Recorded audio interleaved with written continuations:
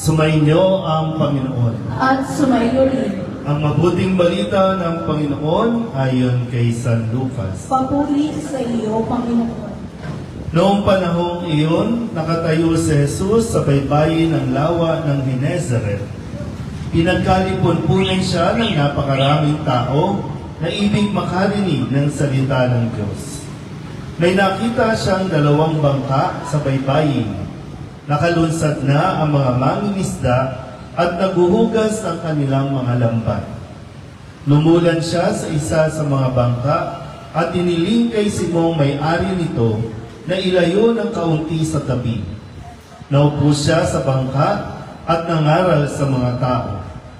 Pagkatapos niyang magsalita ay sinabi niya kay Simon, "Pumalaot kayo at ihulog ang mga lambat upang manghuli." Sumagot si Simon, "Guro, magdamag po kaming nagpagod at wala kaming nahuli. Ngunit dahil sa sinabi ninyo, iuhulog ko ang mga lambat." Gayon nga ang ginawa nila, at sa dami ng kanilang huli ay halos magkasisira ang kanilang mga lambat. Kaya't kinawayan nila ang kanilang mga kasamahang nasa ibang bangka upang patulong. At lumapit naman ang mga ito. Napuno ang 2 bangka na halos lumubog. Nang makita iyon ni Simon Pedro, siya'y nagpatira pa sa paanan ni Jesus at nagsabi, "Lumayo po kayo sa akin, Panginoon, sapagkat ako'y makasalanan." Nang gilala siya at ang kanyang mga kasama dahil sa dami ng kanilang huli. Gayon din sina Santiago at Juan, mga anak ni Zebedeo, na mga kasosyo ni Simon. At sinabi ni Jesus kay Simon, "Huwag kang matakot. Mula ngayon, mamamalakaya ka ng mga tao." Nang maitabi na nila ang kanilang mga bangka, iniwan nila ang lahat at sumunod kay Jesus. Ang mabuting balita ng Panginoon. Pinupuri ka namin, Panginoong Jesucristo. Isang magandang gabi po, mga kabarangay 282. Pwede na po maupo. Ito po ang ating unang pagkakataon na makapagmisa po tayo dito sa inyong barangay. Kaya salamat po kay Chairman Steve Yap sa kanyang mga kasama na tayo po ay nakakapagmisa ngayon dito. Dahil ito po ay bahagi ng paghahanda natin sa pagdiriwang ng patron ng distrito na si San Nicolas. Kaya yung tawag sa atin, hindi tayo district ng Binondo, hindi tayo district ng Tondo, tayo po ay district ng San Nicolas. Kaya kapag nagpipil up kayo ng mga form, pag may nakalagay anong distrito, San Nicolas. Okay po, at sa tulong at gabay ni San Nicolas, nawa ay mas matuto tayong sumunod sa ating Panginoon. Dahil ang taong sumusunod sa ating Panginoong Jesus, pinagpapala. Ang taong sumusunod kay Kristo, labis-labis, sobra-sobra pang biyaya ang kanya pong matatanggap. Naniniwala po ba kayo? Kaya tingnan po natin yung kwento. Sa ating Ebanghelyo, si Simon, no? Sabihin nyo nga, Simon. Si Simon at si Pedro, isa po yun, no? Si San Pedro. Dating si Simon ang kanyang pangalan. Tapos, nagkaroon siyempre, kaya nga nagkakaroon ng pagbabago sa isang tao kapag siya po ay sumusunod kay Jesus. Hindi lang sa pangalan, kundi maging sa kanyang pamumuhay. So si Simon, bago pa siya nakita at tinawag ni Jesus, siya ay mangingisda. Hindi lang simpleng mangingisda, siya po ay eksperto pagdating sa pangingisda. Buong buhay niya, ito na po ang kanyang ginagawa. Ito ang kanyang hanap buhay. Pero base sa kwento sa araw na ito ay wala silang huli. Buong magdamag, sabi no, buong magdamag na po kaming pumalaot, pero ni isang isda, kahit maliit na isda, wala silang nahuli. At dahil walang nahuli, nandun na sila, naglilinis na ng lambat ang kanilang bangka, at sila po ay sinabihan ni Jesus na pumalaot ulit at ihulog sa kabila yung lambat. At doon po ay nakahuli ng marami. Sabi, halos lumubog na ang kanilang bangka sa dami ng isda na kanilang nahuli. Okay na po ba tayo dun sa kwento na yon? Okay. So, sino po ang nagsasabi sa inyo na gusto ninyong magbago ang inyong buhay? Okay na ba tayo? Kontento na ba tayo sa buhay natin? Hindi pa. So, ilang taon na ba tayong, kayo naman nakakaalam po, no? Ilang taon na ba tayong, pag sinabi natin, ganito na ang buhay natin? Ilang taon na ba natin itong gustong magbago? Gusto natin mabago? Gusto rin naman natin, no? Siguro, no? Gusto nyo rin magkaroon ng mga unit dito. Yung bagong kondo doon, yung mga tinatayo. So gusto nyo, lalo na panahon ng bagyo, mahirap yung matulog na puro tulo ang bahay. Mahirap din matulog na nag-aabang ka kung tataas pa ang tubig, papasok ka sa bahay. Ano po gusto ninyo magkaroon ng isang maganda o yung secure na bahay? Gusto nyo na magkaroon ng pagkain na hindi lang tayo aasa sa ayuda, hindi na makikigulo, makikipila kung saan mayroong libreng bigas, no? Lalo na kapag may mga ganitong bagyo na dumarating. Ngayon, sinasabi din sa atin yung sekreto.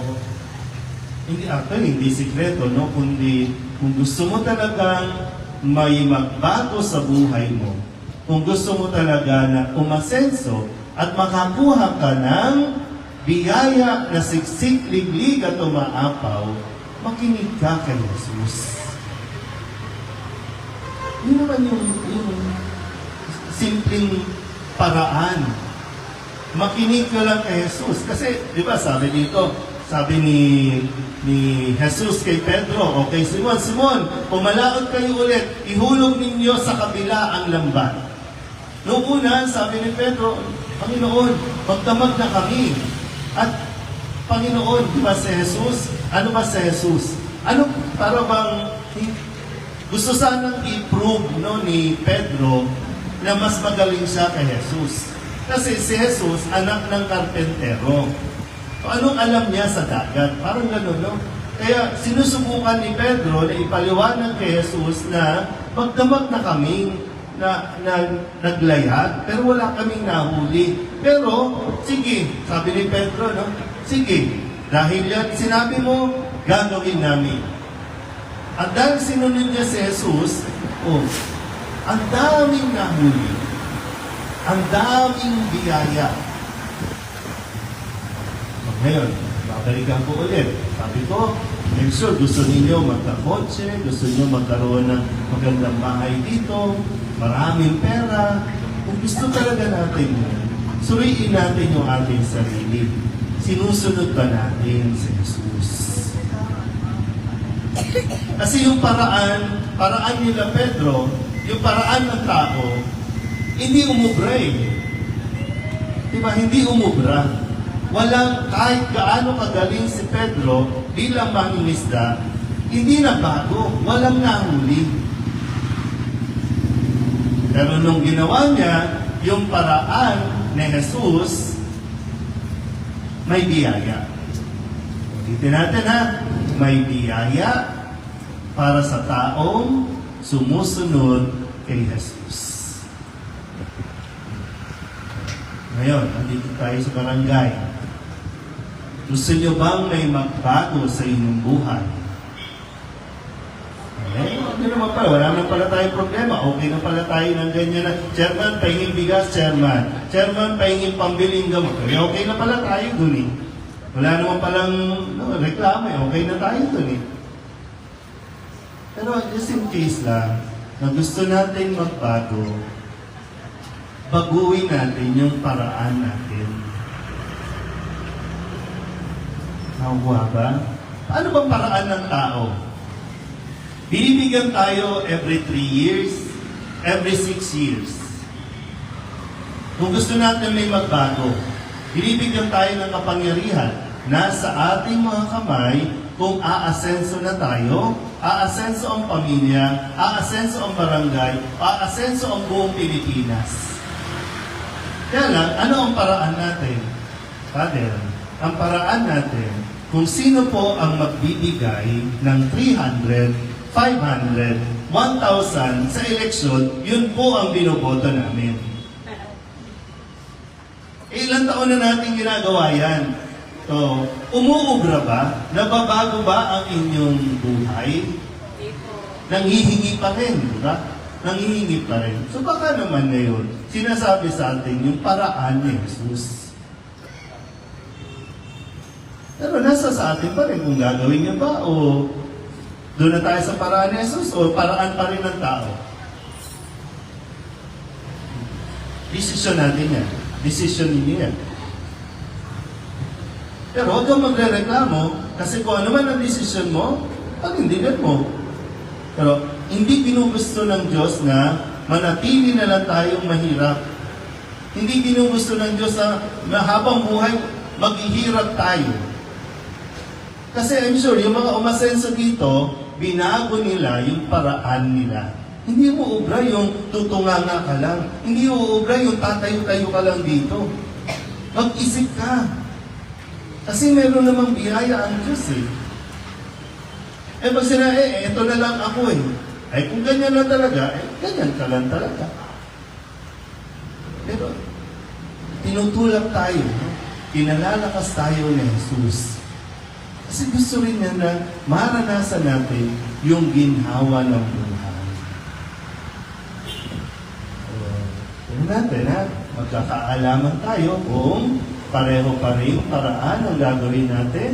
Lalo na, malapit na naman ang eleksyon. Sino ba ang magbibigay? Si Hani ba o si Isko?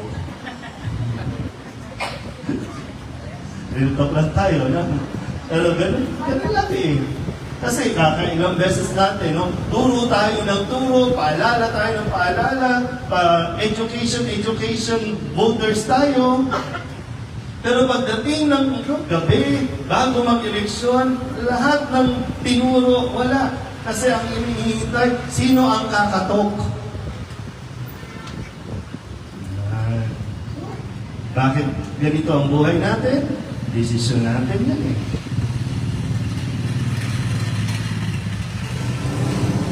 Naintindihan ba, mga bata? So, tingnan natin, no? Kung yung paraan natin, kung walang nagpabago, try mo lang. Subukan mo lang din. Try mo yung paraan ng Diyos. Pero nakakasigurado, kapag sinunod mo si Jesus, may biyaya darating. Amen?